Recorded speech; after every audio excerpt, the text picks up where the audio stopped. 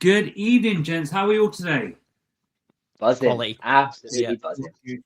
Lovely. Obviously, Mark's not with us this week, so we're going to sort of crack on with our sort of extra bit ourselves. Obviously, we're going to talk a few things that Mark tends to talk about as well. But what we'll do is, first of all, we'll jump straight into the game, see how things sort of go, and then we'll sort of take things and flow nicely, easy with our nice conversations that we have. So, first thing, obviously, first thing I'm going to sort of talk about the 12:30 kickoffs.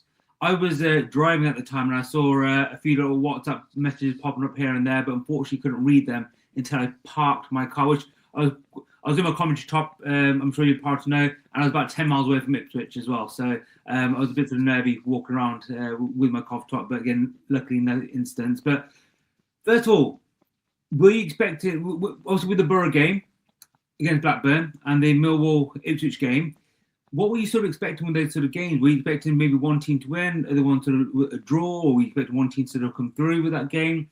Ben, first of all, with yourself, what were you sort of expecting with those games prior to seeing the results? It's the Championship we're talking about. It's so hard to predict, but especially Ipswich tend to be a bit more of a team that I can sort of bank on drawing or losing it over Middlesbrough, but.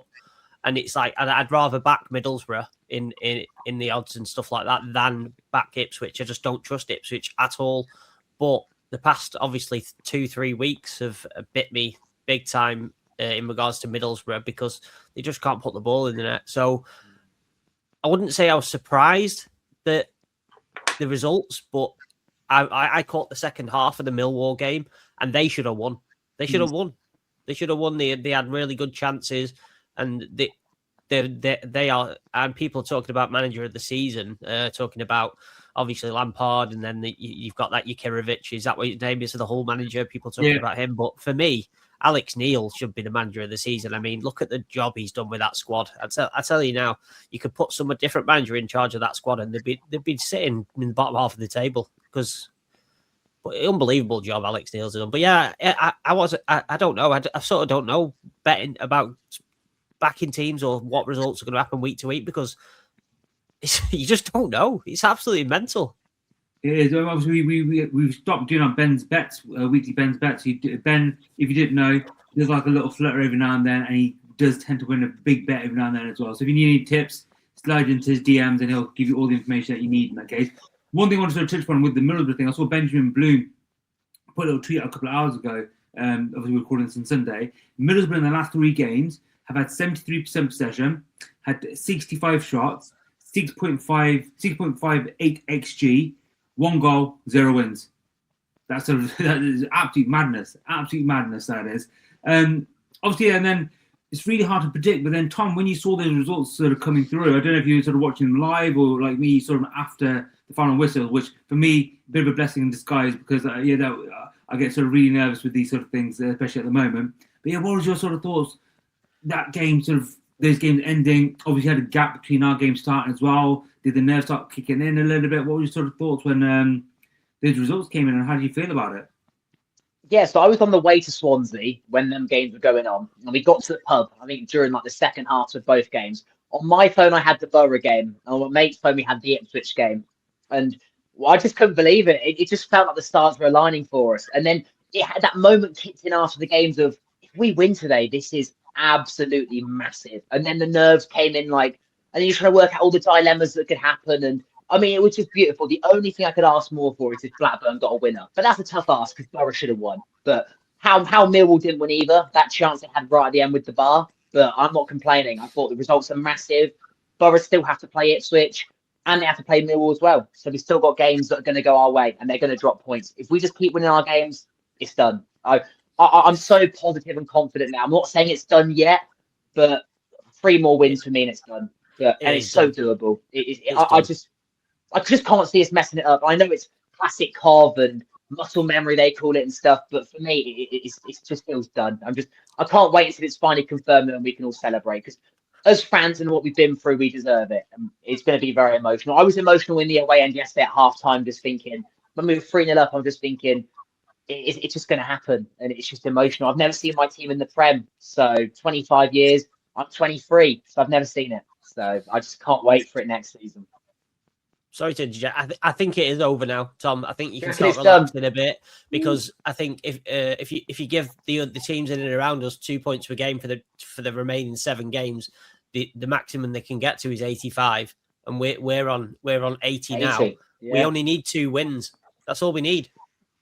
That's it. Sheffield Wednesday, no disrespect, is a guaranteed win for me. Pompey at home, Blackburn away is winnable. Derby at home. We've just got so many winnable games. I just can't see us messing. And we've got so many ways to win games as well. This group. Yeah. So I do. I mean, when everyone was flapping, I said we'll still win the league, and I knew we would because this group have proved time and time again that when challenges are thrown their way, they can sort of kick through it and kick on through it, and they've done it again. Done it again.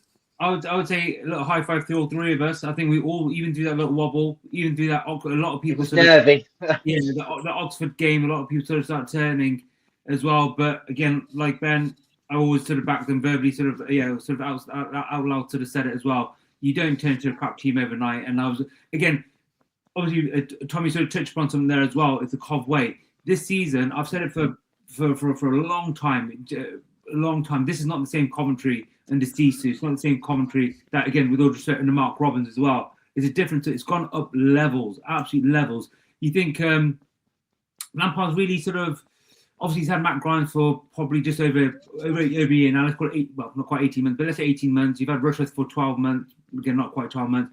Onyeka for a couple of months. They're probably the 3 big signings that I had. It's the same squad, but you look at, I say Milan's game's gone up a little bit. Bobby's game's gone up. Latty's game's gone up. JDS has gone up tenfold.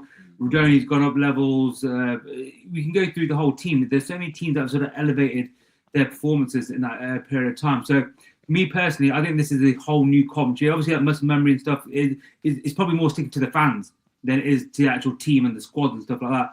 And the people will go about these hoodoos and stuff. Again, I'm not a massive believer in hoodoos because, we haven't been Preston away for whatever 743 years, whatever it's been. But again, Lampard managed 2 of those, I think, as well. So again, for him, it's not a sort of a big thing as well. But again, I sort of parked up the car, got to my hotel that I was staying at, and then I was buzzing. I was absolutely buzzing when I saw the results come through. And then obviously the team came through, and it just seemed to be a really positive. Again, I wasn't at the match, but a real positive sort of atmosphere on my WhatsApp groups, on Twitter and stuff. Obviously, Tom, you were there. Actually, I'll come to you in a minute. Ben, how were you feeling when you saw the sort of the team sort of line up after those results? What were you sort of thinking? Obviously, Bobby and Latty back in the starting lineup, which I was really, really happy about. BTA starting in that 10, and Ellis, obviously, we knew Hadji's going to be out, but Ellis starting up front for us as well. What were your sort of thoughts on the starting 11 and sort of the build up to the game as well? So for me, I said to my missus before the game, once I saw the results, I saw it as a free hit. So in my head, for some reason, I didn't resign us to losing, but in my head, I sort of like think, right, if we win, this is absolutely massive, and it's like I saw it as a free hit. I don't know why. It's just the way I programmed my mind before the game, so I wouldn't get too down about it if we did lose.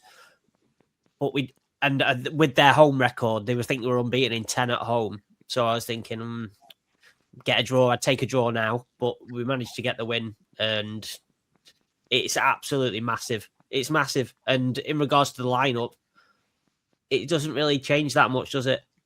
I mean, what was the only swap? Was it Eccles Eccles for BTA, and then Thomas came in for Kitchen, basically. Latty for Kitchen. The two centre backs changed. So the 2 centre backs changed. BTA came in, obviously Sims came in because obviously Hadji's out. Wait, both centre backs was it? Yeah, the week before it was who was it? The week before Kitchen and Wolf. Yeah. Wolfie and Kitch, yeah. I think the way Lampard's doing it with the defenders, he's saying you keep a clean sheet, you keep your place. So if to test my theory, after the international break, I think we'll see the same pairing again. I like the pairing. I really like that pairing as well. I do. The proper defenders, which I like, and that's for me basic. You defend. That's what you really need to do. So yeah, obviously you want to come to Tom because obviously you're at the match as well. Obviously after the results, as we said, lineups come out. what was the atmosphere like in the crowd at the stadium? How was everything sort of going? Was everyone in a really positive mood? Was everyone nervous? What was everyone sort of thinking? I was nervous, but that's because I get nervous before every game. That's just me. So, but no, it was a very positive atmosphere with the 12:30 kickoffs. I think the lineup come out, people. It was really positive. Like, but when the players were training, warming up, the atmosphere. I mean, everyone. I mean, obviously, I was at the game. I've watched the highlights back. The people that watched it on TV have all said that the Sky Blue Army was so loud on Sky. It's all. I mean, in the ground, it was all the only thing Swansea fans I could hear from them is booing Matt Grimes, which we'll come on to, but. We were very noisy. It was one of the loudest. I say this every week on an away game, but it was one of the loudest ones all season. And I put a tweet out yesterday. I just want to touch upon the squad like quickly. Sorry, this is the best Cov squad I've ever seen in my lifetime, and I back it. I wasn't there for 87 and all this and that. You know, in my lifetime, this squad are probably. Well, I say probably. I think they are going to give me the biggest thing I've wanted to see in my life since I've been born, and that's seeing my team in the Prem. That's all I've ever wanted to see. My biggest dream, and this team is going to deliver it. So for me, it's just the best quad squad I've ever seen. I love every single one of them, and yeah. And on the lineup, I was very happy to see Bobby. I was hoping he would feature. I thought he might have been on the bench, so I was very happy he was in. Sims was expected, but I thought actually Sims had a really positive game, which was really nice. So I was happy with the lineup all in all. And BTA in 10, I was fine with that as well. So, but as Ben said, it doesn't matter what it is. Every player that's featuring is doing a job, and that is just what I love about this squad. I love them to bits. They just mean everything because they're going to give me the moment, and that is what I've been waiting for. Yeah, I think Lampard sort of alluded to in his interview afterwards. We've got a fantastic squad of players that's very united, but if one player's missing, Jack Rodoni will be missing for quite a large portion of the season. You bring in Brandon Thomas-Sante in, who's having the best season of his career, I think, statistically. You put an Eccles in. If Bobby Thomas is missing, you've got a Wolf who's done very well. You bring in a Latti as well. All over the pitch, everyone's got... Again, also, if you're not starting, like Torp sort of hasn't been really starting recently, but I'm sure when he gets his chance again, he will in the near future. He'll have to sort of perform and have to sort of get his levels up and stuff as well. So I think Lampard sort of alluded to it. In that case, the match starts. First 20 minutes or so, I thought I was fairly impressed with Swansea throughout that first half. I thought we'll talk about the second half later on, but I thought they started off really well. They had a really good press and stuff as well. Were you sort of nervy? I'll come back to Tom here. The first 20 minutes, I thought it took us a bit of time to grow into the game a little bit. But how did you feel about the first 20 minutes? With the nerves, obviously, you say you get nervous before games. Were they sort of heightening at that point, or were you sort of fairly calming down as the game sort of went on? Yeah, it was a nervy first 20 minutes. I think the atmosphere as well, like it was very toxic towards Grimes. But the thing is, Grimes, I thought that was one of his best games in the Cov kit yesterday, and it didn't let him affect him. So fully fair play, and he didn't celebrate or whatever. So massive respect for him for that. But yeah, the atmosphere played a big part of the start. I mean, Swansea fans are up for it. It was a toxic atmosphere for them towards Grimes, but they didn't really bring much else. All respect to them. But it was nervy. I think they hit the bar. They hit the post, but that was after we scored. But they had a few chances. They also hit it wide with the header as well, but that was after we scored as well. But it took a bit of time to get into the game. But in the back of my mind, I thought we're going to get into this at some point. I just had that feeling, like get a goal and that's it. And then we got the goal, and then we got the other two, and it was game over by half time. But it started off a bit nervy. I was quite nervous, especially when they hit the bar. And then there was that Rushworth moment as well.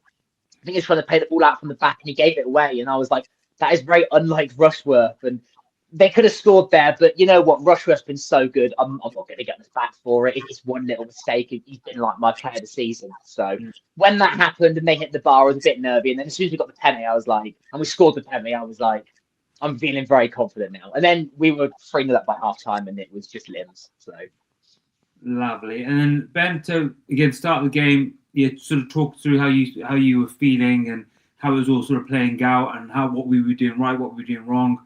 In your eyes, what was and how we sort of built? We grew into the game in that first 20 minutes. I thought sort of very slowly, but we did eventually. Well, I think you go away to most clubs in the Championship, and the form Swansea have been doing all right recently, especially at home. And we went there, we give them respect, which they deserve away from at home. And teams are always going to have them spells. The plan Lampard has said, listen, they're going to come at us fast here. They're going to just stay solid and grow into the game, which they did.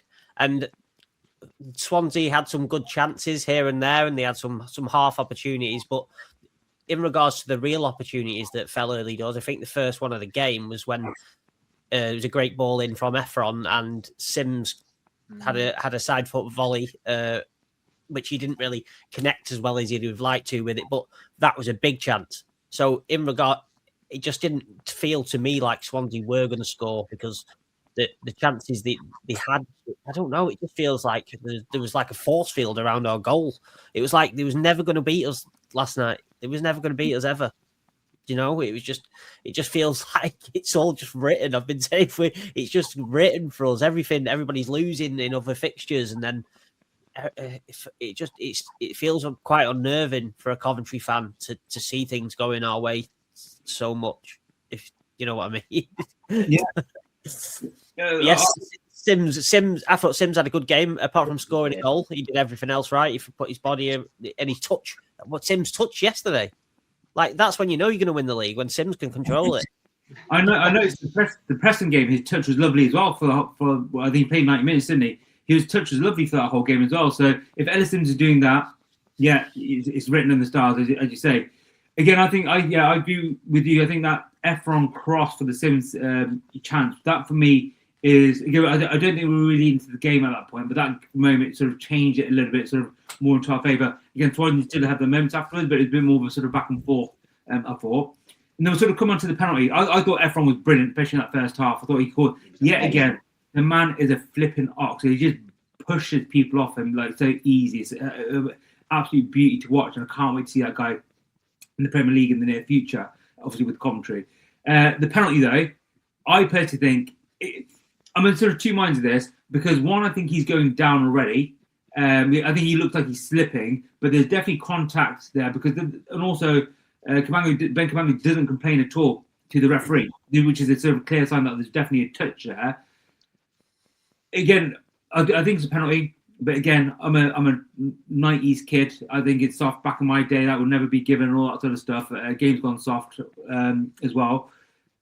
I thought it was a little bit soft, a little bit like the Preston penalty, and also I think the Saints penalty for me is a little bit soft. Again, it's a penalty technicality, but I think it's a little bit soft. What are your thoughts about the penalty? Again, I'll come to you, Ben. We'll go to you, Ben, first of all. What are your thoughts on the penalty? For me. And also, I'm going to say the fact that BTA took it over Grimes as well. I thought it was a penalty. It was a nailed-on penalty for me. You see Efron do that a lot. He goes to the byline and he chops. And we've seen it numerous times, and he caught him. Efron looks like he's going down sometimes, and that's how he gets past his man a lot, and he can sort of turn on a sixpence and stop the ball dead. So, and he's just dragged his leg out, and it is what it is. It was a penalty. If there was VAR, it'd be a penalty. So tends to be the way I look at things now.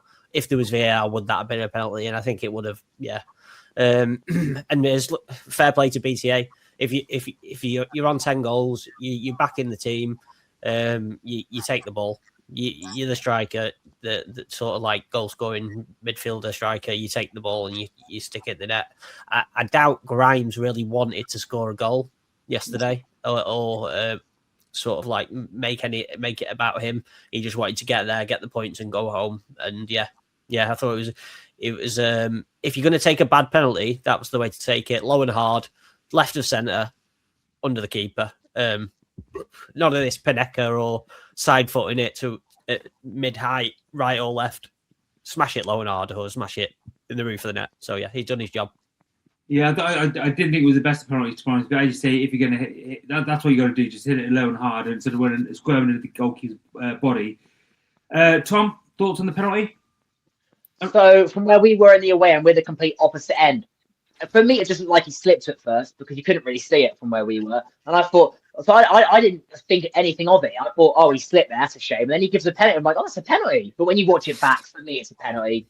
You know, it's just Efron doing what he does best. I thought Efron was phenomenal yesterday. I thought he had such a good game. But he's been one of our standout players this season. I think he's just brilliant. I can't wait to see him play in the Prem, like you said.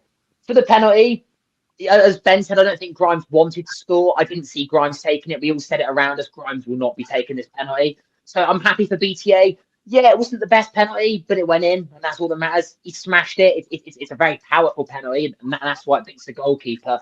It weren't the best, but I'm not complaining. It's a goal, and then it was just limbs in the away end. But I'm really happy for BTA, but I did not see Grimes taking a penalty yesterday at all. But yeah, for me, it was a penalty, but you couldn't really tell from where we were. And it looked like the goalkeeper had saved it from where we were. So I was like, oh, it's gone in. So it was brilliant. Brilliant moment. But Ephron, I have to shout him out again because he was superb.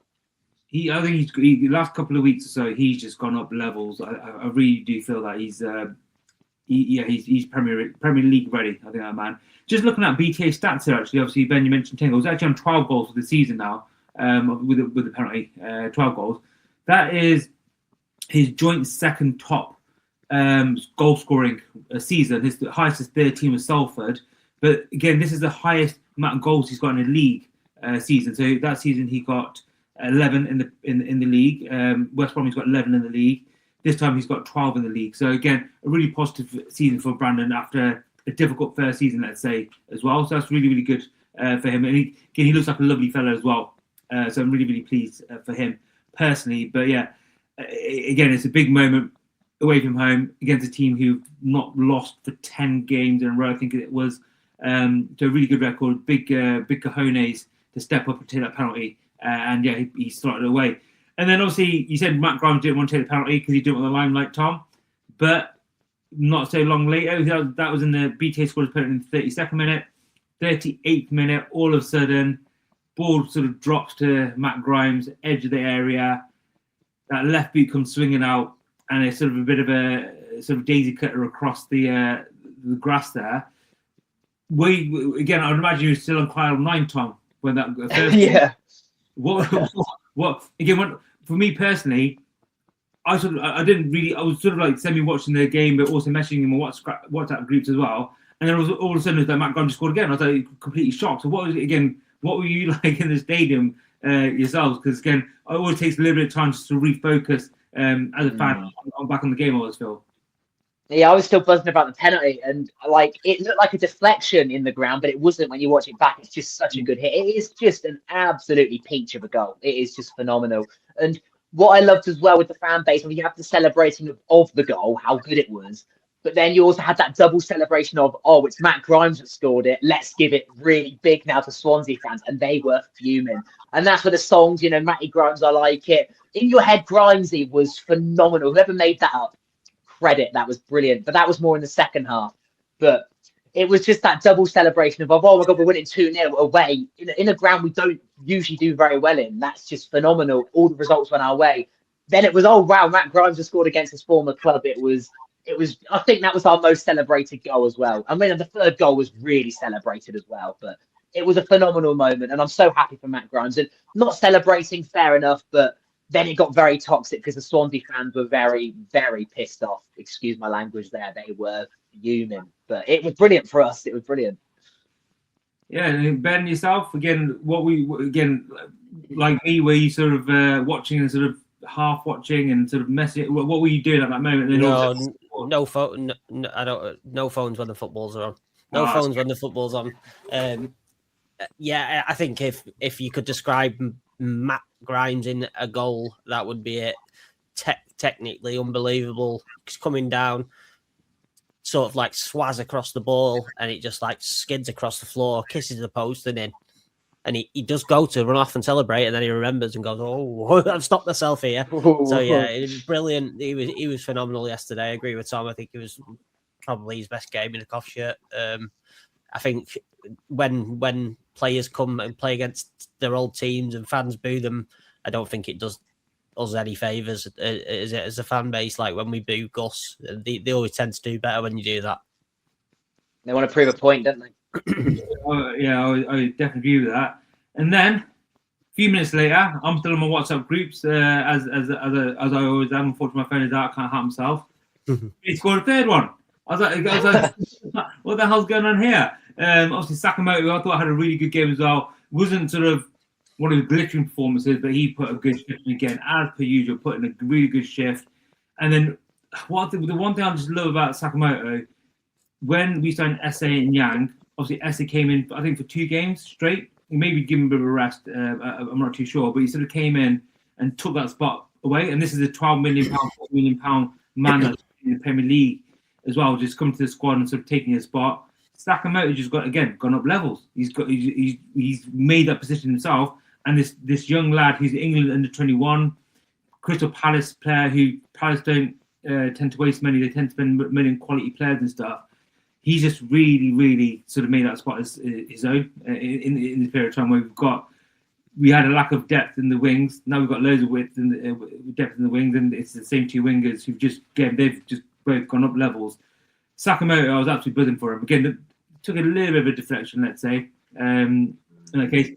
And then, Ben, when that went in, what were your sort of thoughts about the game in general, and then also just about the sort of inevitability of things, let's call it? Well, it was just, I remember, I think I said earlier, it just feels like it's just fated now a bit. I feel like when that went in, I was just thinking, how we're winning 3-0. Like, it was never a 3-0 game, to be fair, was it? I mean, Swansea were quite good, but that's why we're where we are and they're where they are. We take our chances. And again, it's unnerving to hear when I'm watching podcasts and watching championship reviews and stuff. They say Coventry are clinical. It's never something we've been associated with, being clinical, ever. Even when I was a kid, we've never been clinical. We've always been that sort of plucky little cov that'll fight till the end and get a winner, or and we sort of, I think the culture at the club now, credit to Doug King, they've got a winning mentality, a great culture at the club, and everyone's there to work and work hard, have a laugh, but at the same time, they're there to work. And I think every credit to Doug for creating sort of a professional culture, because it's not easy to shift from what we was. Yeah, 100%. Again, I'm similar sort of age to you. So I was a 90s kid, so I used to know Whelan's and Huckabees and all that sort of thing. We were a good season for us to finish in 12th in the Premier League. We were buzzing. I remember we finished 12th, I think, highest, when we had Gary McCallum and stuff. So absolutely phenomenal squad. But again, even now, sort of rise from League 2 to here now, again, never been like this. We've never, ever been like this from what I can remember. It's again, we were always maybe like a bit of a counter-pressing sort of counter-attacking team and stuff like that. So, I was, it's so surreal to sort of see our team being at the top of the table. And like you, Ben, I think we're going to finish champion. And it's quite weird to say Coventry City. It still hasn't sort of sunk in to me. Again, obviously it hasn't happened, but I'm really, really positive that it will happen. But it hasn't sunk in to me at all. At all. So obviously, Tommy scored a third goal just before half time, 43rd minute, I think it was. Just before half time, what was the atmosphere like in the concourse at half time? I'm sure you just sitting down and sort of having a nice little quiet drink in silence, I'm sure. I stayed in my seat at half time because I was going to stay in my seat. But apparently, people that were in the concourse said it was buzzing, beer flying everywhere, people jumping about, and that's what you love to see. I was having a bit of a moment at half time, just drinking it all in. I was sort of like, we're at Swansea here, 3-0 up. We're being clinical. It shouldn't even be 3-0. It should be 3-0 because Swansea had chances, good chances as well, that they should have scored. And like Ben said, it just feels like fate. And I had that moment of, it's going to happen. This is it. Like, we've won this game now. It's game over for me. We did win. And it was just like, that's it. Like, it's written in the stars that we're going to the Premier League. And it just sunk in for me. And I had that really emotional kind of moments for myself of I'm going to see my team in the Premier League for the first time in my life. And it's we might get battered every week, but at this rate, I couldn't care less. I just want to see us in the Premier League. But I personally don't think we'll get battered every week, but that's a conversation for another day. We're not talking about us in the Prem just yet. It hasn't happened just yet. But I just had a bit of an emotional moment at half time, and I'm riding on a high now. It's phenomenal. It's been a phenomenal season, but it's not over yet. We've still got 7 games. Let's just enjoy it. I just really think it's going to happen. These last 7 games are just going to be phenomenal for me. So at half time, I was just buzzing. Again, I'll be a bit similar myself. Again, I've seen Coventry in the Premier League, but for me, my daughter, she's a big Cov fan now, the little one. So it's going to be quite. Yeah, she thinks Coventry are phenomenal. So every time she goes to see them, they win or work, they draw. She's only seen us lose once in 2 years of sport in Coventry. So unfortunately, I think she's going to. I'm sort of like easing into the fact that we're going to the Premier League is going to be much harder next year. You know, we might not win as many games. And she's like, I'm sure we'll win. I'm sure we'll win all the time and stuff like that. So yeah, she obviously the true idea of being a Cov fan in that case as well. Yeah, so I was at half-time just looking at the stats here. Again, I was impressed with Swansea, as we sort of alluded to. I thought they played really well and they had their moments and stuff as well. But again, stat-wise, I thought, again, I always feel that maybe when we're a better team giving the ball away at the moment and just being very efficient how we're doing things rather than having the ball and sort of going against sort of the low block and stuff. But looking at the stats, they had 59 possession compared to our 41% at first half. They had 0.72% XG. We had 1.67. They had 5 shots. We had 9 shots. They had 0 on target. We had 6 on target. That's massive. 1 big chance for them, 2 for us. Obviously, they missed 1 big chance. We had 2 big chances, missed 1, scored 3 goals, which is quite strange. They had more passes than us and a better success rate of those passes as well. And can both commit sort of 6 fouls each in that case as well. So that was sort of the first half stats. So overall, I thought that first half, a tweet at the time, first half, summary of that first half was just clinical. That was it. We were absolutely clinical. And then manager sort of again, and then his interview afterwards as well, he alluded to that, the fact that the difference was the reason why we are top of the table is because we are clinical. We know how to find the back of the net. And I've seen a lot of Middlesbrough fans sort of, again, I've noticed a lot of fans are sort of conceding the title to us now, which is a bit easing. But again, I saw one Borough fan sort of said Coventry can know when to score goals, and they do it as and when they sort of need to. Obviously, not that simple, but yeah, it's a good sort of position for us to be in. Just sort of stepping away from the game for a minute, we'll go back to our A to Z. So we've got 2 letters we need to do this week. 2 very, very difficult letters. I've got sort of an option for each here, but you. So with that A to Z, we're up to you now. Anything you guys have thought about? This is an open conversation. Anything you thought about with you?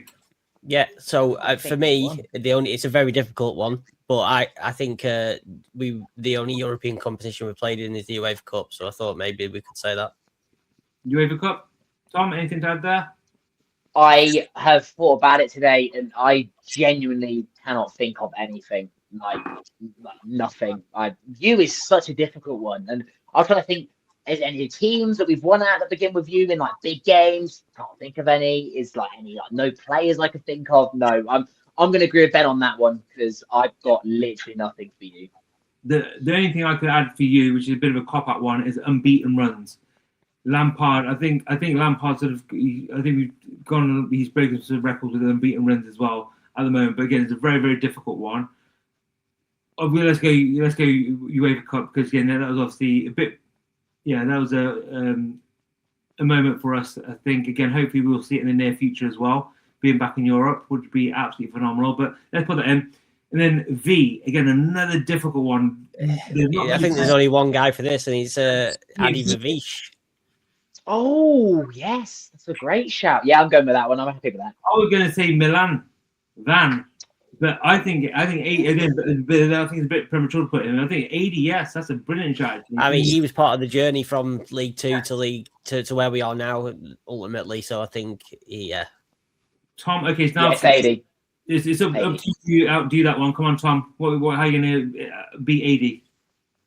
I can't. It's got to be 80 by Bash. He was. Yeah. He was the glue that held it together, weren't he? I thought he was. I mean, a lot of people saying now. This is not my opinion. I still love Mike Robbins. A lot of people saying Robbins without 80 is not as good. I mean, Stokes a complete different story to Cov. But as Ben said, he's been part of the journey. He was with us for absolute years. And I wish him the best. I know he's at Borough and they're a bit of a promotion rival, but I'd love to see them come up with us. Are they, Tom? Are they? Well, yeah, good point. I'd love to. We'll come on to that later, guys. We're going to come on to that later, so you can have your little conversation about that, and we'll talk about that. But I think at 80s again. Obviously, guys in the comments if there's anyone else that we've sort of missed, because I think we do tend to miss quite a few quite often, and we get told about these nicely from people in the comments. So please do comment. And then the other thing before we get back into the game is we've scored 81 goals now this season. 81. Still a long way the season to go. but what has been your favourite goal of this season today? It could be the most aesthetically pleasing goal, the goal that sort of won us a game, and maybe a little tapping. That's again the Norwich goal, Hadji goal against Norwich, where we scored the equaliser, just because it was the way the game panned out. A screamer. But what has been your favourite goal for a particular game this season? Ben, what's yours? I've got two myself. My one is like you said. My one is not the. It is quite aesthetically pleasing, but it was. I felt like this goal was what kicked our season off. We had a sort of. It was a draw against Hull in the first game. Then we played Derby, and it was. I think did we go 2-1 down against Derby? Yeah. Ibu Adams scored after half time, and then we got a leveler. And then, if you remember, there was a passing move that ended up down the right to Milan, and he crossed it in, and Efron sort of came across and headed it down, but like it was like a leaping header. And that for me was like the moment that we was off. Then we were gone, and then that kicked into QPR when the stadium being purchased next week, and just that one there was really important. And I did also like Hadji Wright's, I think it was against Millwall, which was like a similar type of goal. And I mean, it's more of a team goal, and the way that you got work down the wing and Milan puts a peach of a ball in, and it's a diving header. It's written in Cov's history, isn't it? You love them. So yeah, they were my two. I could talk about for ages, but they'd be my two. What I liked.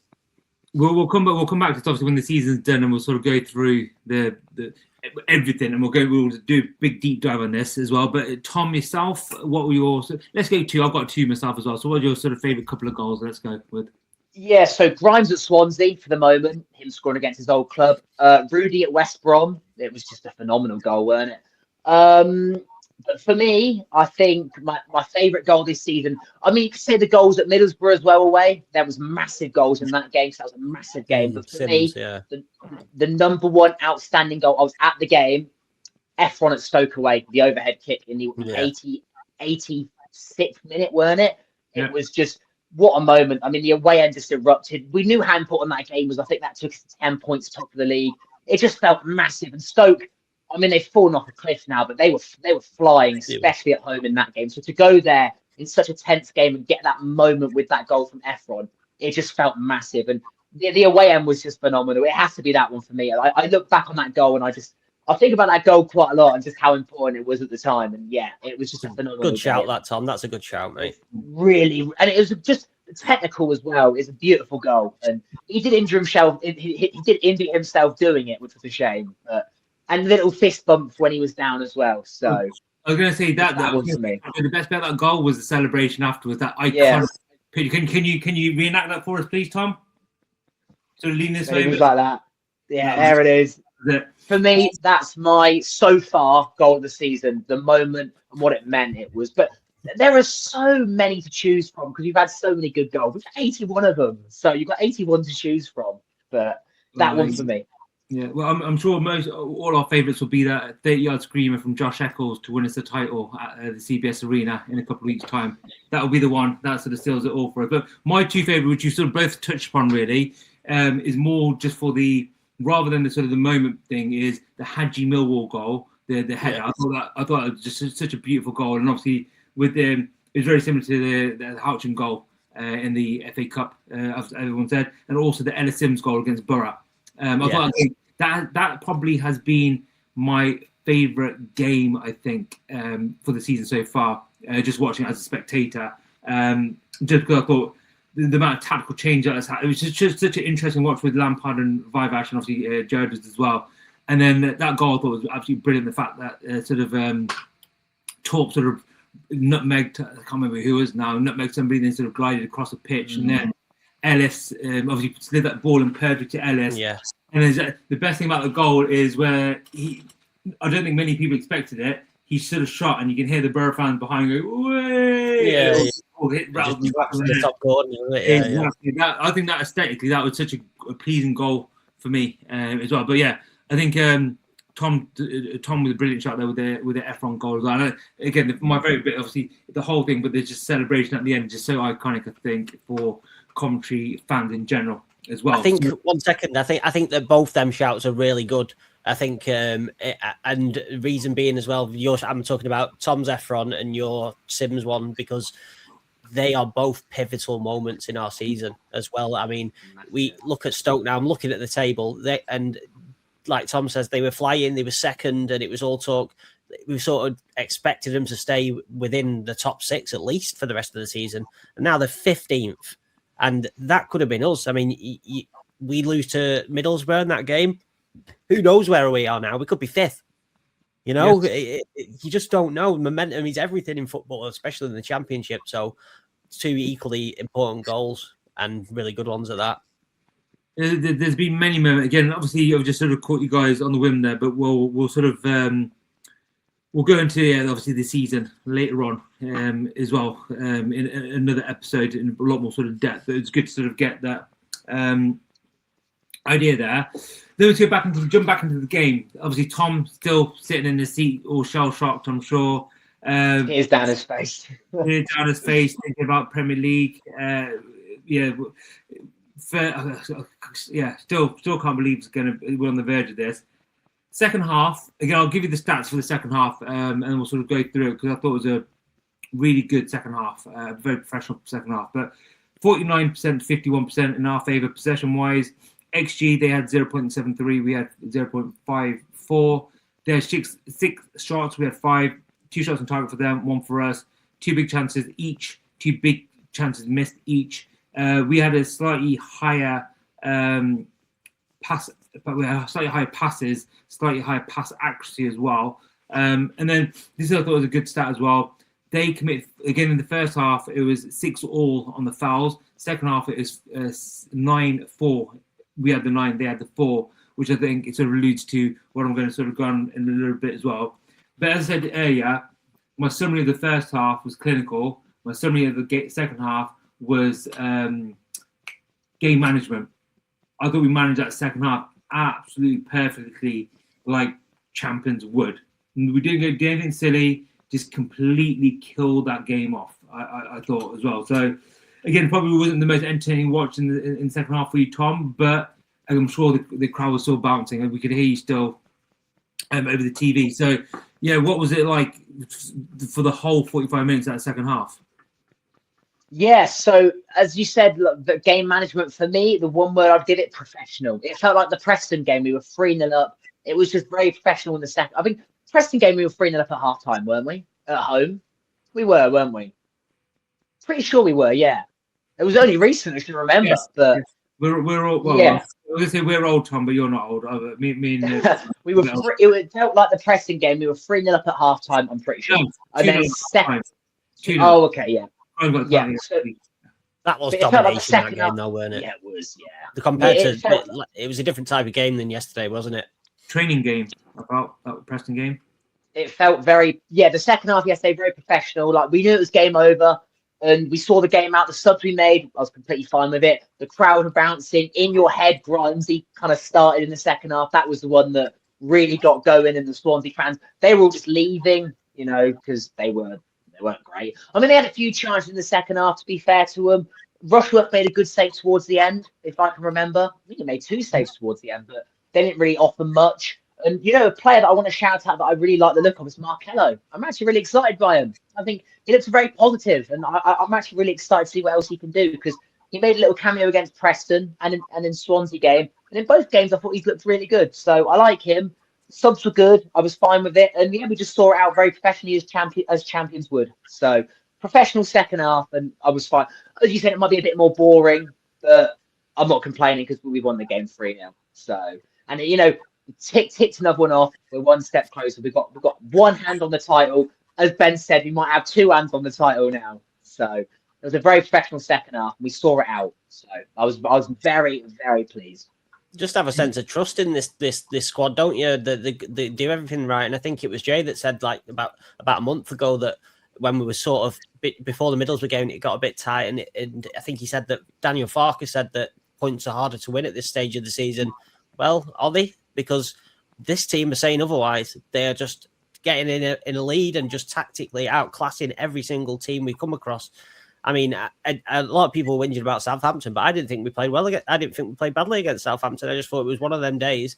I mean, we've had so many of them days where they've gone in for us this season. You've got to sort of take it on the chin when it doesn't go your way sometimes as well. And they lose and then they kick on and get a fantastic away win at Swansea. Unbelievable. Yeah, but the Daniel Farke thing is, I think, the thing that's been so impressive is if you look at obviously the blip was 2 months, let's say, but the beginning 3 months, we were outplaying teams and playing really well and sort of creating chances left, right, and centre. Where now we're just being a bit more sort of efficient, I feel, and sort of I think that's been a really good sort of mindset about still getting the point stuff. It's been absolutely fantastic. But my favourite part of the second half, and this is a little bit sad, was we had a throw-in. It was quite early on in the second half, and I was like, again, texting my friend. This is brilliant game manager. What we're doing here, just kill the game. I said 15 minutes, just completely kill the game and get the crowd sort of dead and stuff like that. And we had a throw in sort of left wingish sort of area, and Jade Silva went over to take it, and then he sort of dropped the ball down, and then Milan comes over from right back to go across the pitch to take the throw. Must have killed about 30 seconds at least of the game, maybe a little bit longer. But again, just completely killed the game. It was probably around sort of 50 minutes, 55 minutes that sort of incident happened. But I was like, that's what clever teams do. The dark arts, the silly little things where you're not going to get booked for it. You're just running the clock down a little bit. And I thought that was such a smart thing. Onyeka as well, I thought was, again, brilliant game, I thought, in general. But again, he was just doing this little, again, there's fouls as well. We would just get these little fouls in when needed and stuff like that. Just manage the game perfect. Obviously, he picked up a yellow card, which shouldn't be a sort of problem in the long run. But again, he was just managing the game, passing the ball around the back, not really sort of doing much, and sort of effectively keeping the ball moving, but just slowing it all down. I thought absolutely sort of top notch. Again, the first half I thought Swansea actually played very well. I thought the second half, it's sort of apart from the last 5 minutes or so, where they sort of came on a little bit stronger, we could just completely just nullify their sort of press, which is probably one of the main strengths as well.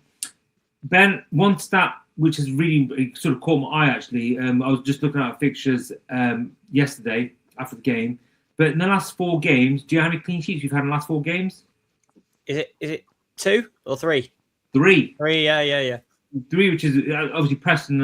I think us 3 at the back could have kept a clean sheet against them. Bristol City, Swansea, and Preston, yeah. Yeah, so that's been it. Yeah, that's the only one, unfortunately. Again, and like Ben said, I thought we personally played quite well. It was just one of those days that just the sort of touches weren't sort of as sharp as we normally expect and stuff like that. But again, it happens. Unfortunately, you can't play perfect every week, even though our players try to do that every week as well. But I thought it was a really sort of good sort of stat there. Now, what we're going to talk about now. One individual who we're going to sort of pick and talk about as an individual in that game, Mr. Matthew Jacob Grimes. We sort of touched upon him in the sort of the show itself, but like you guys said, I thought he was absolutely phenomenal yesterday. Everything he did was just working out. He just looked so cool and calm throughout the whole sort of match, and especially when he scored the goal. I think there was a second when he was about to celebrate, as Ben mentioned, but then he stopped, hands up. Nice, classy sort of celebration there as well. His interview afterwards, after getting abused for 90 minutes, after his family, again, when he moved, I saw tweets and I saw Instagram messages, his family getting abused, some horrible things said about his kids and his wife, what people are going to do to them, and all this sort of stuff. After all that, again, I posted as well, if that was me, I would have done an Adebayor, I'd been running across that pitch, celebrating, shirt over my head and all sorts in that case as well. But again, Matt Grimes, as he is as captain for the club, brilliant representative, classy guy, still showed the Swansea fans respect, which I thought was really, really good and sort of really nice of him as a sort of leader, as a sort of a spokesperson for our club, which is really good. But guys, talk to me about Matt Grimes. Both of you sort of touched upon him, but I'll come to you first, Tom. What more can you say about Matt Grimes, about him as a performance yesterday, him as changing our sort of midfield since he's come in just over a year ago, him as captain for our club and sort of representative as for Coventry City? What can you say about him? I think he's one of the best bits of business we've ever done, and I stand by it. I think he's phenomenal. I think he's a brilliant captain. I think Yeah, he had a few games this season where he was off it because he was knackered.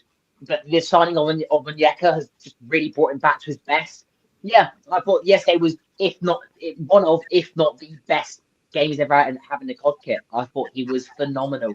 He was everywhere. The goal he scored, the bit of respect I liked as well, especially at the end where like a lot of our players were trying to get into the celebration at the end with Milan, but he just wouldn't do it. He completely refused to do it. He was like, I can't do it. And you know what? I mean, Swansea fans were giving him grief all game, and he rose above it, and he still showed them respect. And for that, I have to applaud him. But he's a phenomenal player. And I have to shout out Onyeka as well. Onyeka was phenomenal as well. I think maybe two of the goals, I think Onyeka had involvement in. Two of our goals Onyeka did. And I thought he was superb. I thought he was brilliant as well. And I also thought Ellis was a bit unlucky not to score in the second half as well, because he had that little chance. But back onto Grimes, he's just phenomenal. I could sit here for hours and talk about Grimes because I just think he's phenomenal. I just love the guy to bits. Proper captain, proper leader, phenomenal player. One of the best midfielders in the Championship, if not the best. Sorry, Hayden Hackney, but he is phenomenal.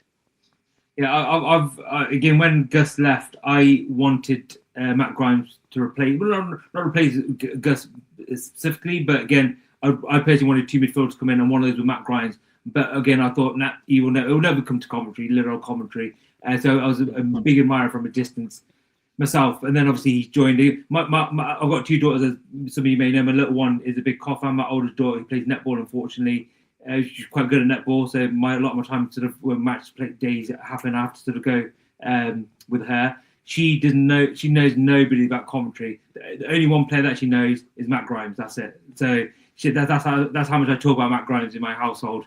To be honest with you, so it's a lot in that case. Ben, I think I recall you saying Matt Grimes is Coventry City's greatest ever business. Is that correct? I remember you saying that. You still think?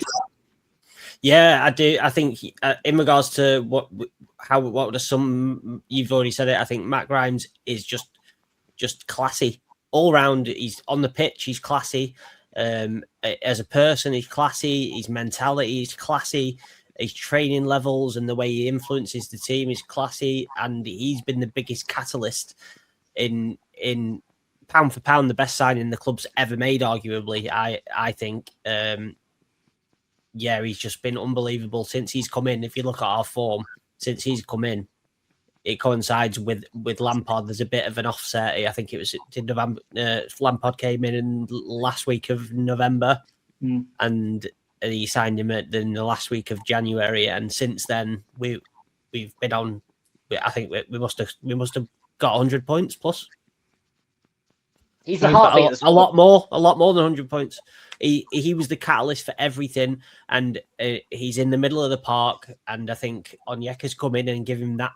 It wasn't long ago Grimes was treading water in the central midfield because he was trying to have to get through so much work, and he's trying to do three jobs at once. He's trying to drop in and get the ball off the centre backs. He's trying to dictate, and he's trying to sort of break up play. And you can't do all that. And at the end of the day, he is 30. So I think we was asking a lot of him, but bringing Onyeka in is just giving him that freedom, and his legs are fresher. He's not having to do as much running. He's got someone beside him he can trust, and that can read the game as well as him at a good level.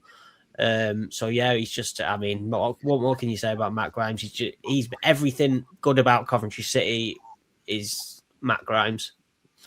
Not just taking away from everybody, but he has been and is the catalyst.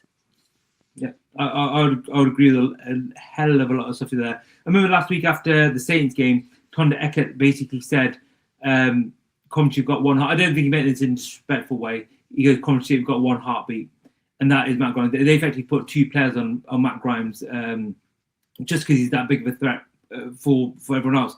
He's been, I would say, the best midfielder in the league over the last 10 years. A bit of a shame. If he had a bit more pace and a bit more physicality, he would have taken the next step up a lot sooner in the Premier League. And that's probably the only sort of downside. Is a little bit slight and he's maybe not as sort of quick as other players. But quite interestingly, if you look at a heat map of yesterday's game against Swansea, you look at Frank Onyeka, his heat map's pretty everywhere. He's got the centre back position. It's going across. It's left back, right back, the sixth position. Obviously in the centre midfielder. It's in the right wing position, left wing position, in the 10 position, in the striker position, and obviously a bit sort of a forward sort of right position. He's bloody everywhere. It's have a look at him heat map on FootMob. I'm on it. Yeah. Have you seen it? Yeah. He's bloody everywhere. Like, and that must be so reassuring for Matt Grimes, knowing that, okay, I don't have to sort of do all this now. I've got Frank the Tank, as his name is, just running around, not like a headless chicken, like a chicken with his head on, and sort of just picking up little balls here and there, and he can get up the pitch, get down the pitch, and all this sort of stuff. It must be so reassuring for Matt Grimes, and that then frees up Grimes to do what he does best, which is dictate games. And he's such an intelligent player in that case as well. So, yeah, again, I thought just I say classy in every sort of aspect of the game yesterday, where he was getting a hell of a lot of abuse. As I say, Tom said it got a bit toxic in the Swansea end as well, and then even afterwards, there's some strange comments from Swansea fans afterwards. I thought our lot were weird, Jay, but wow, they are weird. Oh, honestly, there's a guy called Reese on Twitter, Reese Ghostfield. He's got a theory which makes a lot of sense. He goes, a team name with an S all got weird fans. If you think about it, they all sort of your Stoke, your Sunderland, your Swanseas, and a lot of them playing Southampton. Yeah, exactly. A lot of them playing red and white stripes as well, constantly as well. So apart from Swansea, obviously, but that's his sort of theory with that, which sort of rings true. But we'll sort of quickly pass along from those tin pot teams, as Tom likes to call them, behind closed doors. There you go. We'll look at the next couple of games. Obviously, going to be on the bank holiday Friday and the Monday. We've got Derby first of all. So big thing is a good few of our players are going away on international duty. A couple of them will be sort of long distance as well. Frank sort of alluded a lot of them are going to be back on a Thursday, maybe Wednesday, Thursday. So after long journeys, bit of jet lag, bit of fatigue, all that sort of stuff. Just looking at sort of lineups in that case, the real people are sort of going to be going on long haul flights. You got your Latties, you got your Ephraim Mason Clark, you got your Frank Onyeka's are probably the three big players. Ephraim Mason Clark, he's not going anywhere. Ephraim, Bumba Clark, Jamaican international. You mean BTA? Oh, BTA as well. No, Ephraim's from Jamaica. Yeah. Ephraim's been called up for Jamaica. Yeah, man. Yeah. Honest to God, I did not know that. He got called up for Jamaica. So actually, BTA as well. Obviously, I forgot about BTA. The Silver as well.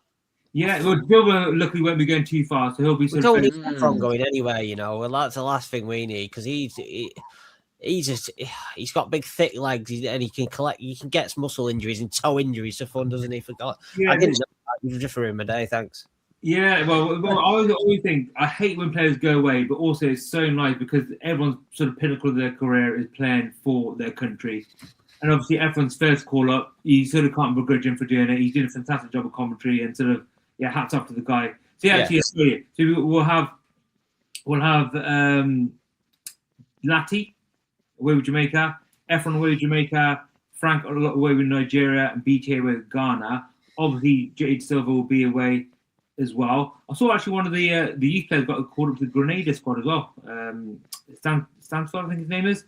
So he's going. Obviously, Hadji's out at the moment as well. Let's sort of exclude him. But Rudy should be back for the Derby game. If we're excluding, first of all, would you make changes based upon that? And then a nice little fun sort of game. Make starting 11, excluding those players as well that would beat Derby. So first of all, I'll come to you, Tom. Would that affect with those players? Let's say they all come back on a Thursday and we're playing on a Friday. Would that affect your decision of starting those players in those matches? It depends how much minutes they get on international duty, really, and how knackered they are. But I do think we've got the depth now, which is a positive. It would be a shame to see players like Onyeka and Mason Clark not start because they're absolutely crucial for us. But let's say we're like BTA as well. But BTA, he can bring him on for depth. That's fine. But hopefully Hadji will be back. I think Frank did say he's hoping Hadji's back, so that would be nice. Obviously, nothing against Sims, because I thought he was really good yesterday. But yeah, I mean, obviously, a biggest thing for a player is playing for their international club, so I don't knock him for doing it at all. It is a shame for us with the run-in 7 games left. We've got 2 games in 4 days, so it's a crucial time. So it is a shame, but I also am really happy for him, especially Efron, who's got his first call-up. But yeah, for me, it all just depends how fit they are. I do think we'll see a few changes, but I wouldn't mind seeing them come on as impact subs would be great. So, but I do think we're going to see quite a fair few changes, and then Hull, it will go back to the way we all like it. So, but it'll be a tough game, Derby. They're sort of quietly there, aren't they? They're not spoken about that much, but they've got some really top quality players, and they're a good team. I think it'll be a really, really tough game. And away from home, I think they're better away from home than they are at home, aren't they, Derby? Yeah, they've got a very good away record. Away record, yeah. So I'm a bit nervous. I think a lot of people think because we're at home, we're just going to like batter them. But for me, it's going to be a really close game. I mean, we'll do score predictions in a bit, but I really do think that game's going to be really tough for us. I think Hull won't touch upon Hull just yet, because obviously that's the Monday night. But yeah, I think there'll be, as I said, there'll be a few changes. But I'll be interested to see what. But as long as, if we got Bobby at the back, maybe Kitch at the back as well. I'm not sure if Latty will be fit. We'll have to see. Right, Ben, okay, we'll look at the starting 11 in a moment. But Ben, what would you do with those internationals coming back on the Wednesday, Thursday? Well, it's going to be the same for them. They've got a few international players. They've got Aguimayang, whatever he's called. They've got a few players like that. He's a good player. I like him. Is Sims playing for Poland? No. I'd give the lads a chance. I'd stick Wolfie back in at centre back. I'd play Kitch. I wouldn't be playing anybody that's been on a long haul flight the day after. I wouldn't do it. I'd play Markello. We've got SA. We've still got Tats ain't going anywhere. We've got Eccles. We've got Torp. I think we've got more than enough players to sort of give them a go and say, go on, show us what you've got. I would tend to agree. You also have to factor in, obviously, got the Friday game, but then the Monday game is the Hull game. So again, obviously, very quick succession. You've got Hull as well on the Monday. So I would personally, like you guys have sort of alluded to, I would put them all on the bench at best in that case as well, and then sort of have the game against Hull as the one where you sort of bring them back into the fold, subject to obviously any sort of changes. But again, okay, let's exclude those players. Let's build a starting 11 without those international players. Jay De Silva, SA will still include them because they'll be local and those sort of long haul flight stuff, so it shouldn't be a problem. In goal, who we get with the goal? Rushworth, Milan, Bobby Thomas. Okay, look, left back, Jay De Silva. We'll go Jay De Silva, yeah. Centre back, Wolfie and Bobby. Well, let's say Latty. Let's exclude Latty because he'll be with Jamaica. So you've got Bobby Kitchen, Bobby Kitch, and Wolf. Who which? So Ben, you said who? Personally, I'd play Bobby and Kitch personally, but I would. Does it really matter? It's either or, isn't it? I mean, Wolfie's been good recently. I quite like him. He's grown on me quite a bit, to be fair. Yeah, good. Tom, I would agree. I would go Bobby Kitch myself, but again, I wouldn't be too bothered. Tom? Yeah, I'm the exact same. Bobby and Kitch would be great, but if it's Wolfie and Bobby, fine by me as well, because I quite like Wolfenden. Grimes in midfield, obviously. Yeah. Who's next? Eccles. Who would you go with? Torp or Eccles in the 8 next to him, or would he'll only play Torp there? He'll only play Torp there. He won't. He'll play Eccles in the 10. Eccles in the 10.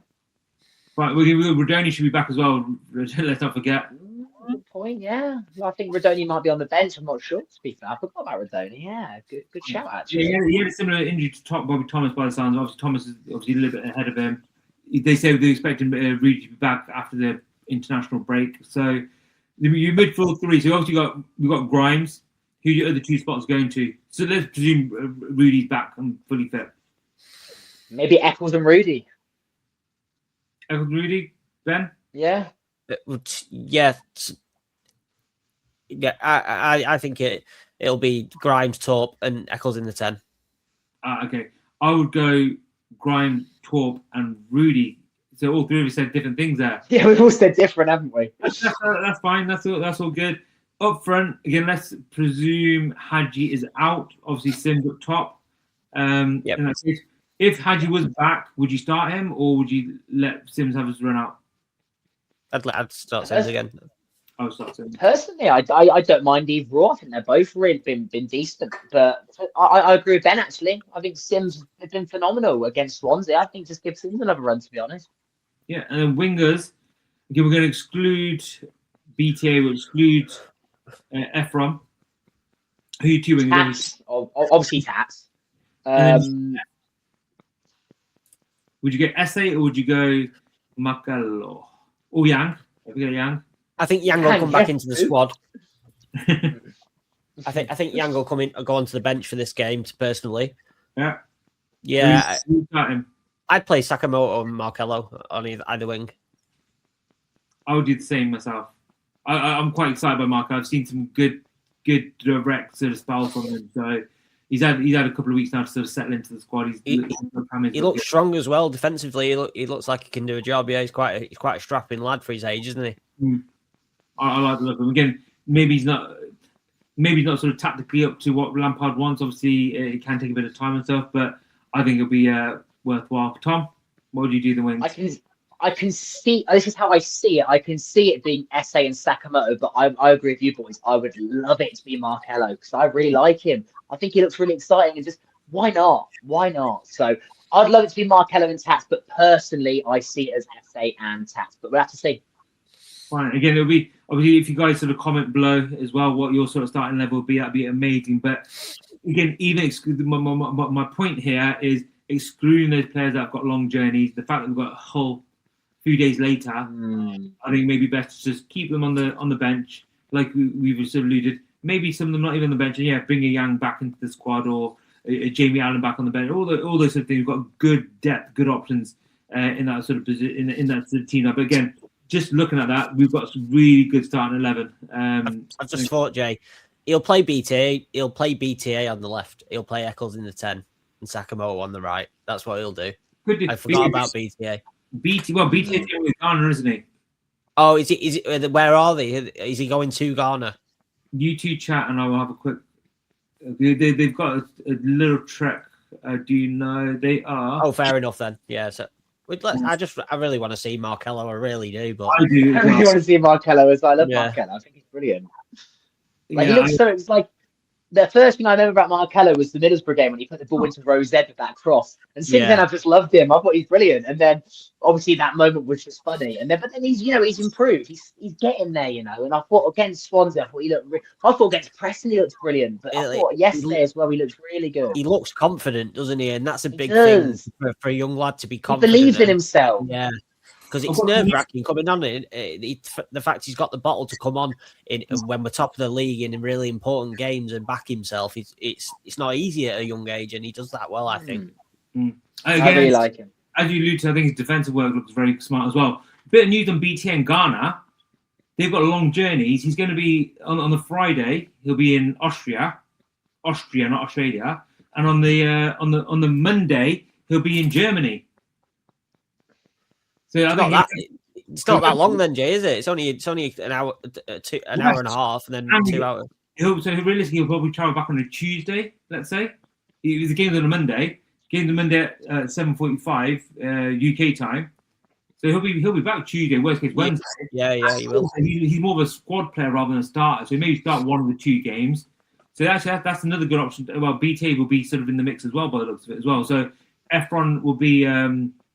Ephron and Lati will have these long journeys. Let me just have a quick look about. Let's have a quick look at Nigeria. I haven't got any fixture up for Nigeria, and then Jamaica. They've got some. I believe they've got some qualifying games as well. Yeah, Jamaica's going to be. Yeah, it'll be sort of South America, Caribbean sort of area. So maybe it'll be Lati will be out. Ephron will be out for sure. Those two. Big players. Okay, so maybe BT will be available as well. But again, I want to see Billy Marcelo. I don't know why. I want to see a bit more sort of Marcelo. Ephron's going to come back with a bit of less weight on him, I reckon, as well. A bit more trim because of that heat will get to him. Training in that heat and playing matches in that heat, you're bound to drop a couple of pounds in that, and that might do him good being a little bit more streamlined. Yeah, I think that was a good shout. Okay, so we discussed that whole game, we'll sort of we'll sort of bypass the whole game. But scores for Derby. What are you going with scores, Ben? First of all, again, guys, listen, Ben, master betting man. So put this score on, guys. Ben, what's the score going to happen on that Good Friday? And it will be a very good Friday. I'd obviously love to see a win, but I think it'll be 1-1. That's a bit of a down. Cheers that, Ben. Tom, come a bit. Hey, that's good enough. It's all right. That's all right. It'll do, but we want the wins. We want the wins. We want the 3 points on the board. Tom? I think it will be a Good Friday indeed, and I'm going to say 2-1. It's going to be a really close game because Derby are no pushovers. They're a bloody good team, to be fair to them. I can see them getting playoffs, to be fair. So, but I'm going to say 2-1, very tight, close game. I think we'll go 1-0 up, they'll equalise, and then towards the end of the game, we'll get that winner, and then we'll be one step closer to the Premier League. That's what I think. My mum used to say to me, Jay, I want, doesn't get. You know, woman in that case. Then, just looking at Derby, they've actually on a good little run at the moment. So 1, 2, 3, 4, 5. Last 5 games, they've won 4, lost 1. But again, they drew against a Birmingham team. I don't know if you saw their fans as calling them shit, basically. Sideways and backwards, the chanting, wasn't it? Yeah. They played a Pompey. That was at home. They played Pompey away, won 1-0. They played Millwall at the Dell, lost 1-0. They played Mighty Sheffield Wednesday, beat them 2-1, which I believe was they didn't play that good that game as well. They beat Blackburn 3-1, lost to Hull 4-2, lost to Watford 2-0. So they've had a good run of games on paper, but they're picking up those results, which is good. Got a good record against them, have we, Jay? Good point. Because I remember them kicking us in the balls a couple of times last season. I mean, they got Robin sacked, and then they beat us at the end of the season, didn't they? Yeah, so obviously last game we won 5-3. Game before that we won. They won 2-0. Yeah. Game before that they won 2-1. Then 1-1. We beat them 1-0 in January 22. 1-1, and then we won. Yeah, it's a bit back and forth. We've won a couple, drawn a couple. They obviously last season they beat us twice. Yeah. That's what I mean. It was towards the end of the season when we was going to playoffs, and it put a right dint in our playoff hopes. I remember because then we went and lost to Plymouth the week. We lost to Plymouth the week after, didn't we? Was that the game? Just looking at that game, I can't remember it. We had 69% possession, 13 shots, 4 on target. He just did a job on us. Eustace did a job on us, yeah.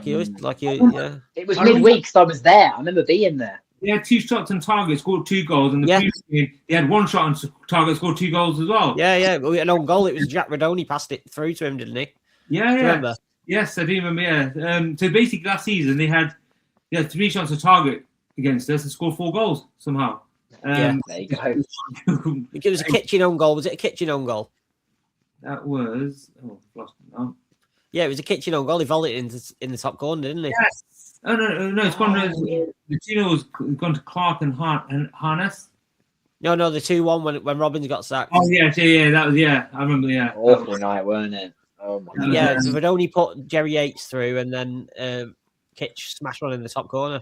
I remember that was after that game. I was fuming just because of it was just such a bad performance. I remember. Do you remember the keeper was wasting time from kickoff?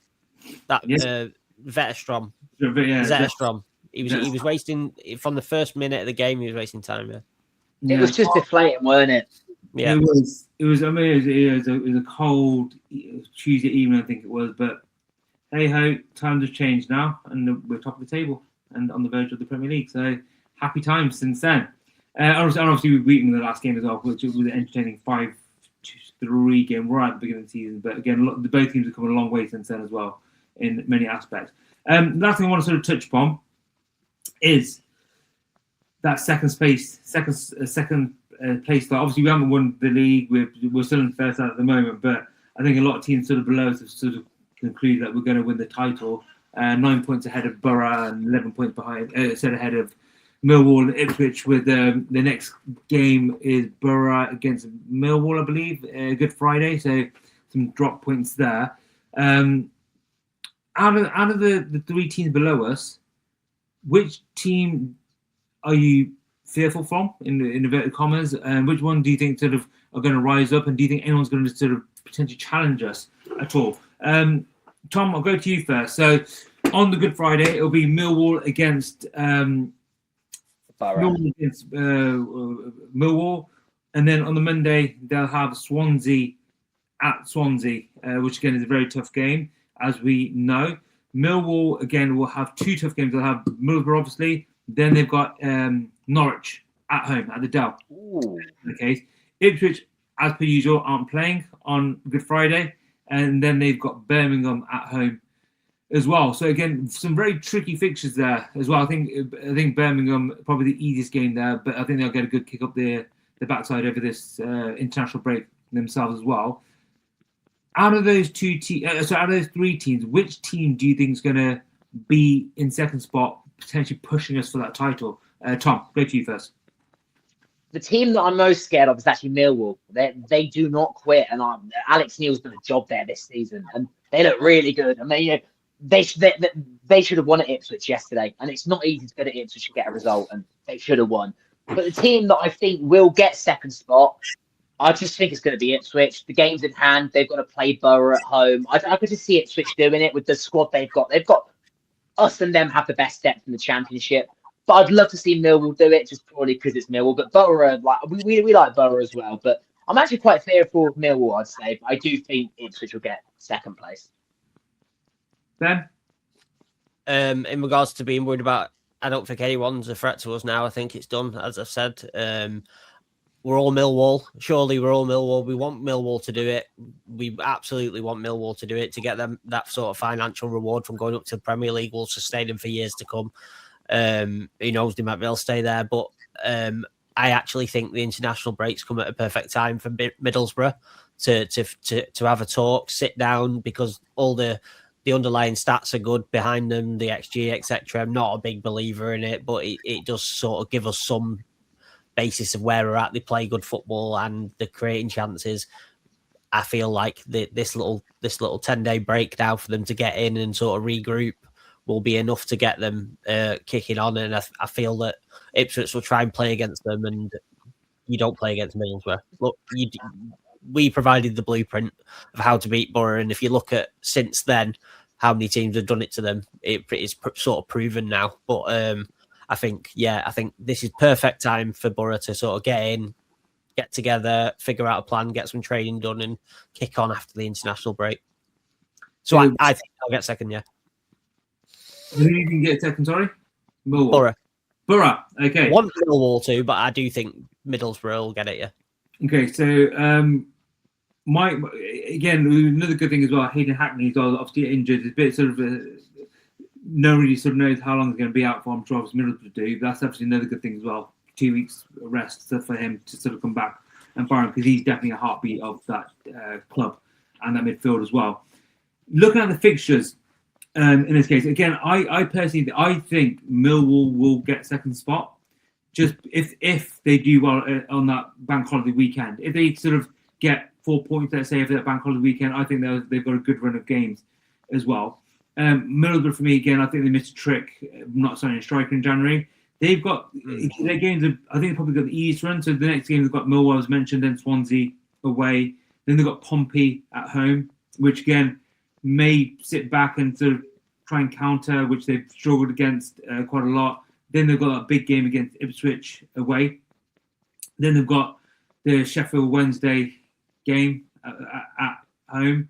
Again, even if they play a low back, I'm sure they'll sort of probably get the win there. The last two games they've got the opposite of what we've got. They've got Watford at home, and then they've got Wrexham away. So again, Wrexham potentially maybe pushing for playoffs at that point as well. So some tricky games, some easy games, but again, at the moment, I just don't think they're sort of re-firing. Ipswich, I think, have a tricky end of the season now. So they've got Birmingham on the Monday. They've got Birmingham at home. Then on the Saturday, they've got a small local derby against Norwich at their ground. Then on the Tuesday straight away, they've got Portsmouth away. You've got to travel. Then on the Sunday, they've got Middlesbrough at home. Then on the Wednesday, they've got Charlton away. Then on the Saturday, they've got West Brom, who are looking quite decent now as well, away. Then on the Tuesday, they've got Southampton away. And then on the Saturday, they've got QPR at home. That's a lot of games, a lot of travelling, a lot of back and forth, a lot of games, must-win games for them, a lot of tough fixtures as well. Imagine going to Norwich, Pompey, and Middlesbrough all in a week. And then straight after that, you're going to Charlton and West Brom away. Actually, they've got 3 away games. Charlton, West Brom, and then Southampton away in that sequence as well. That's a lot of tough games for them coming up one after another. And then if you look at Millwall's games, this is why I say if they sort of are hanging in the mix, they've got Borough away from home, tough game. They've got Norwich away from home. At home, sorry. Tough game though. Then they've got West Brom away, who are looking decent now, starting to pick up a few results. West Brom away. Then they've got QPR at home. Then they've got Stoke away. Then they've got Leicester away. Then they've got Oxford at home. That to me sounds like a decent run of games. If they can see that the next 2 games, if they can get through the next 2 games, that's a good amount of games, spread out a little bit, not too much travelling that to fixtures and stuff. I'm going to put out again, when I bet, guys, I normally get things wrong, so listen to me. I'm going for Millwall myself, and I want Millwall to come through. I would like Borough to come through on the playoffs. In that case, basically anyone apart from Wrexham would be ideal for me. But I'm going Millwall in that case as well. So Ben, you said you think Borough going to do it. Tom, who do you say you think will do it? Said Ipswich, but I don't know. Maybe Millwall. Yeah, I'm going to change it actually from Ipswich to Millwall. Why not? I've convinced him. Yeah, you convinced me. Ben, so who do you think is going to go up in playoffs? Let's say it's between Wrexham, Southampton, Hull. Southampton, Tom. Southampton. I've said it since they've beaten us at home. It's going to be Southampton. They're on a road. There's all that one team that's sort of come through still. I want it to be Borough. But Southampton are looking good. I think form at this stage is a big thing. But again, look at last season. Sunderland were in terrible form, absolutely terrible form going into that playoffs, and they managed it, and they're doing phenomenally well now as well. So, yeah, it's a thing that can sort of change, obviously. They did it 2 years ago as well, Southampton, with some of the groups still the same. So, they won the playoff final, didn't they? I think did they beat Leeds? They beat Leeds in the final. Yeah, Leeds. Yeah, it's going to be very interesting. Again, as we sort of all said, as long as we just pick up our points and sort of carry on, then we've got no issues at all. Absolutely no issues at all. That's me sort of summed up, guys. Anything you guys want to sort of talk about? Anything I've missed out that you want to sort of mention at all? Sorry, you go. Go on, Tom. You can go, mate. Go on. I was just going to say final few words. If you've got anything else to say, mate, go for it. Mine was just that you said anything. So you mentioned that you think if Borough signed a striker in January, that they might have done a little bit better, and I agree. And I think if Borough had, say, Ellis Sims this season, I think they would have won the league. I do. I massively agree. They for me, they're the best footballing team in the league, but hands down, absolutely hands down. They play some brilliant football. But again, I alluded to this when we played them away. Everyone said they were phenomenal. I said this when we played them at home as well. They're fantastic until it gets to the 18-yard box for me, and then it's sort of There's only one plan, isn't there, Jay? There's only one plan. There's no plan B with them. Yeah, it's pretty football, which again for me, I'm not a massive fan of. Again, it looks fantastic, but at the end of the day, the job is to put the ball in the back of the net, and I see it too often with them. They play brilliant, beautiful football and then miss chance. Play beautiful, brilliant football, then miss chance, and they keep doing it again and again and again. It's being the same all season. Obviously, it works every now and then, but the stats I mentioned earlier from Benjamin Bloom sort of shouts out for me as well. And I agree with you. If they had an Ellis Sims or someone like that, yeah, that's the missing thing. I've said about Ipswich as well. If they had a striker as well who could put the ball in the back of the net, they may be sort of further up that table as well. I think both of them, they both need a striker. We need a centre midfield player. They didn't get a striker. We got a centre midfield player. Now we're 9 points clear of the table. So thank you very much for their recruitment teams, and thank you to ours in that case as well. But we're going to leave it there, and then obviously Tom, Mr. Upton, you're going to have the final say for the evening. Let's do it. Yep, so fair play Sky Blue Army for yesterday. What a magnificent away day that was in Swansea. We all had a great day. And the final thing is, we're going up. I'm convinced now. Like Ben, we're going up. Let's do it, but let's not get too ahead of ourselves just yet. There's still 7 games to play. Enjoy the international break. The much well-deserved rest. We'll go into Derby at home. Get that hopeful 2-1 win and get 2 hands on that title. It's happening. It's going to happen. Perfect. One last thing. We will be doing some shorts in the break. Yes. So for what I'm going to do is I'm going to do a bet builder short for the Derby game. So I'll do that, and we'll get that posted on the channel if you want a little flutter, lads. People, ladies and gentlemen, should I say?